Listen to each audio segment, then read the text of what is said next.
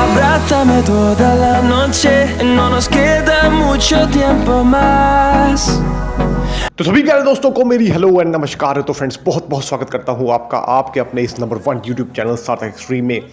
तो फ्रेंड्स आज क्रोएशिया के लिए 1+1 2 इयर्स का एम्प्लॉयमेंट कॉन्ट्रैक्ट डायरेक्ट काम आया हुआ है दोस्तों, बहुत ही लो बजट में। जिन जिन लोगों ने भी सीरियसली काम करवाना हो या अच्छी इन्फॉर्मेशन चाहिए वो वीडियो को देख सकते हैं, और बाकी टाइम पास वाले और टाइम वेस्ट करने वाले यहीं से स्किप करें और आगे निकल लें।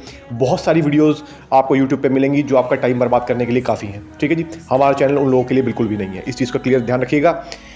इससे पहले दोस्तों मैं कॉन्ग्रेचुलेट करना चाहूँगा उन कैंडिडेट को जिनका हंगेरी का वीज़ा आया है। बहुत बहुत शुभकामनाएं उन कैंडिडेट को। ठीक है जी, फास्ट प्रोसेस के साथ उनका वीज़ा आ गया है। और किसी को भी दोस्तों अप्लाई करना है, वीज़ा से रिलेटेड किसी भी तरीके की जानकारी चाहिए तो अपनी इच्छा अनुसार आप कॉन्टैक्ट कर सकते हैं। कॉन्टैक्ट करने का सिंपल सा प्रोसेस है, हमारी जो वीडियो की डिस्क्रिप्शन है वहाँ पर यूपीआई आईडी क्लियरली मेंशन है।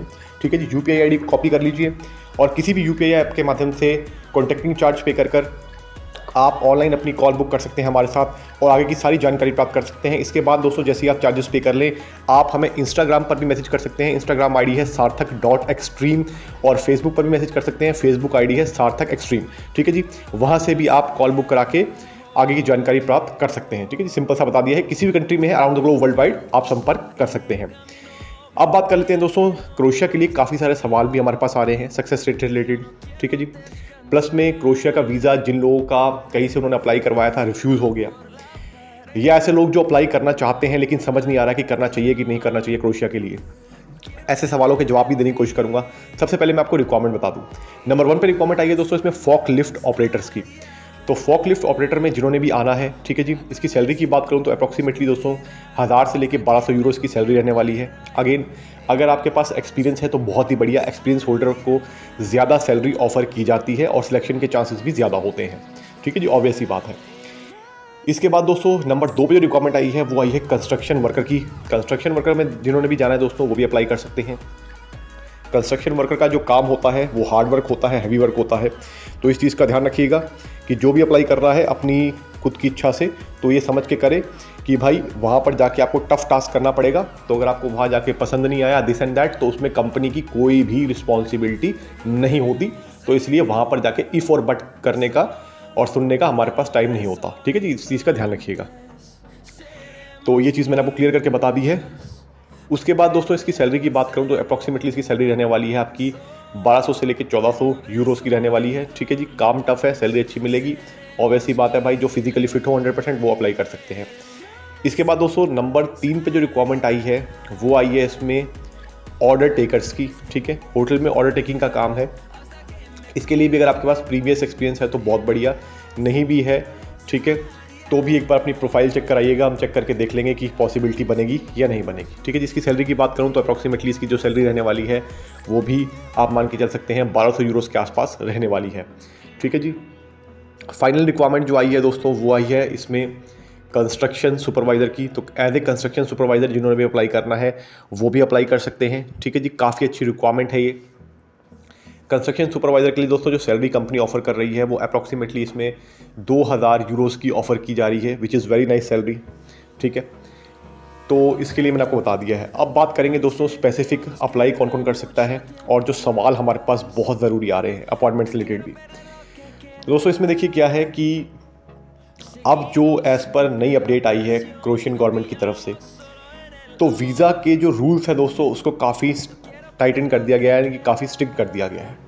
जो पहले वीज़ा दोस्तों इजीली निकल आते थे आज से 3 साल 4 साल पहले, अब वैसा नहीं है। ठीक है जी, अब आपके कंप्लीट डॉक्यूमेंट्स दोस्तों A to Z अच्छी तरीके से वो लोग देख रहे हैं। ठीक है, उसको असेस कर रहे हैं और जिनका डॉक्यूमेंट उनको लगता है कि भाई ये अप टू द मार्क है, सिर्फ उसी को ही वीज़ा अप्रूव किया जा रहा है। पहले क्या होता था, पहले कुछ ऐसी फाइल्स भी निकल जाती थी जिनके document up to the mark नहीं होते थे। ठीक है, कमज़ोर डॉक्यूमेंट होते थे, उनको भी वीज़ा मिल जाता था, लेकिन अब ऐसा दोस्तों होना बहुत मुश्किल है। ठीक है जी, सबसे पहले तो मैं क्लियर कर दिया आपको। इसके बाद क्या है दोस्तों, जैसे कि बांग्लादेशीज़ के लिए आपको पता है कि बहुत मुश्किल हो गया है। ठीक है, ऑलमोस्ट बंद करने की कगार है, मतलब बंद कर दिया है उन्होंने अभी इशू करना, क्योंकि जो न्यूज़ आई थी आपने प्रीवियस में सुना ही होगा।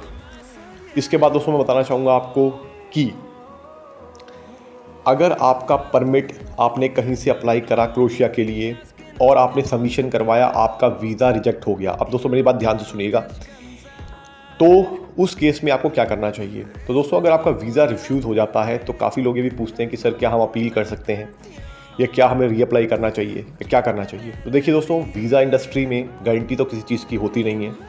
अगर आपका वीज़ा मान लीजिए आपने कहीं से अप्लाई करवाया, ठीक है, और आपका वो वीज़ा रिफ्यूज़ हो गया, तो इसलिए इस चीज़ का ध्यान रखें कि आपको पता होना चाहिए कि आपके एक्यूरेट डॉक्यूमेंट लगे कौन कौन से थे। और दूसरी चीज़ दोस्तों, आपके जो डॉक्यूमेंट्स हैं वो बिल्कुल जेन्युइन होने चाहिए। अगर आपकी ये दोनों चीज़ें ओके हैं, अगर आपकी प्रोफाइल दोस्तों स्किल्ड है, ठीक है, यानी कि आप कोई स्किल जानते हैं, उसके बेस पे आपने अप्लाई किया था, तो आपको बिल्कुल अपील कर देनी चाहिए छाती ठोक के। आपको दोस्तों रिव्यू में जाएगी आपकी फ़ाइल और आपको वीज़ा मिलने के चांसेस बहुत ब्राइट हैं, ठीक है। लेकिन अगर आप अपनी तरफ से श्योर हैं तभी इस चीज़ को कीजिएगा। अगर आपके डॉक्यूमेंट्स दोस्तों आपने यहाँ वहाँ से अरेंज करके लगाए हुए हैं, ठीक है जी, आपको पता ही है क्योंकि हर कैंडिडेट को पता होता है कि वो डॉक्यूमेंट कहाँ से ला रहा है, ऑब्वियस ही बात है भाई, ठीक है जी। तो अगर आपको पता है कि आपने डॉक्यूमेंट यहाँ वहाँ से अरेंज करके लाए हैं या आपने वैसे कुछ किया है, तो भाई वो चीज़ अलग है, उसके लिए फिर अपील करने का आपको फ़ायदा नहीं है। उसके लिए तो आप फ्रेश फाइल अप्लाई करें दोबारा, ठीक है, तो ज़्यादा बढ़िया है। लेकिन मैंने आपको बताया है वो लोग अपील कर सकते हैं जिन लोगों के सब कुछ चीज़ें ओके हैं, अप टू द मार्क हैं। वो छाती ठोक कर काउंसलर को दोबारा सवाल कर सकते हैं कि भाई आपने रिफ्यूज़ कर कैसे दिया, भाई ये बताओ, वेले थोड़ी बैठे हैं यार, पैसा खर्च के आ रहे हैं, ठीक है, वीज़ा अप्लाई कर रहे हैं, तुम्हारी कंट्री में आना चाह रहे हैं, मजाक थोड़ी है यार, और नहीं देना तो वीज़ा बंद करो अपनी एम्बेसी, ठीक है जी। तो आप छाती ठोक कर सवाल कर सकते हैं, कोई भी दिक्कत की बात इसमें है नहीं। लेकिन अपनी तरफ से दोस्तों आप क्लियर रहिएगा, ठीक है।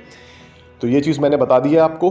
काफ़ी सारे लोग इस चीज़ के लिए परेशान हो जाते हैं कि सर रिफ्यूज़ हो गया, तो भाई रिफ्यूज़ हो गया तो कोई बात नहीं भाई, दोबारा भी मिल जाएगा। ऐसा नहीं है कि रिफ्यूज़ हो गया तो आपका कोई दोबारा चांस नहीं होता, ऐसा नहीं होता, ठीक है जी। वो अलग बात है दोस्तों, ऑब्वियसली बात है, आपको विदेश जाना है तो भाई पैसा तो इन्वेस्ट होगा। वो तो अगर आपको किसी कंट्री में माइग्रेट होना है तो पैसा तो आपको इन्वेस्ट करना पड़ेगा, प्लस में आपका हो सकता है कि उसमें कुछ नुकसान हो भी, वो हो सकता है दोस्तों, ठीक है, क्योंकि ये इंडस्ट्री ही ऐसी है। अगर आपको कुछ पाना है तो उसके लिए कुछ खोना पड़ता है भाई, ठीक है। तो ये ऑब्वियस ही चीज़ है, ये ज़िंदगी का नियम है। तो अगर आप उस चीज़ को सोच के चलेंगे तो बहुत ही बढ़िया है। बाकी पैसा तो दोस्तों दोबारा भी कमाया जा सकता है, लेकिन टाइम निकल गया तो वो कभी कमाया जा नहीं सकता, ना वो वापस कभी आ सकता है। इस चीज़ का ध्यान रखिएगा भाई। तो पैसे के पीछे ज़्यादा रोना छोड़िए, अपने काम पर ध्यान दीजिए, ठीक है जी, तो ज़्यादा बेटर रहेगा सबके लिए। इसके अलावा दोस्तों आपको मैं बता दूं कि सक्सेस रेट की बात करूं तो 80% की सक्सेस रेट आज की डेट में चल रही है। बाकी डिपेंड करता है आप किस कंट्री से अप्लाई कर रहे हैं, ठीक है जी। अपॉइंटमेंट के लिए भी इशू नहीं है दोस्तों, अपॉइंटमेंट भी इसकी इजीली मिल जाती है। बाकी ओवरऑल दोस्तों अप्लाई करने का राइट टाइम है, आप अप्लाई कर सकते हैं। आपका सब कुछ ओके है तो आपको घबराने की ज़रूरत नहीं है, आप संपर्क कीजिए। आपको जितनी भी गाइडेंस होगी अपनी तरफ से हम देने की कोशिश करेंगे। धन्यवाद दोस्तों, नमस्कार।